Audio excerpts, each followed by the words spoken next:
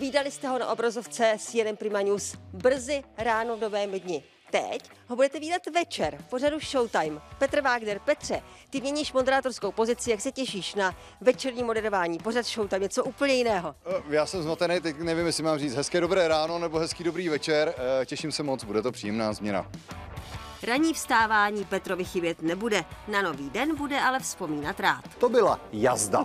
Teď už ale Kristýna Malá a připraveny zprávy.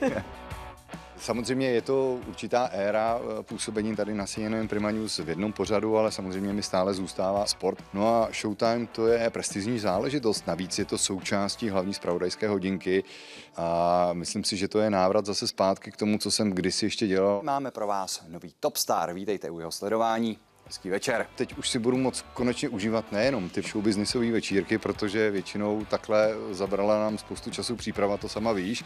My jsme vysílali nový den a teďka konečně budu moc zajít na večírek a nestresovat se tím, že stávám ve 4:20 ráno. Petr Wagner bude poprvé moderovat Showtime už za pár minut. Oblíbený pořad ze společnosti Slavník začíná za minutu 8.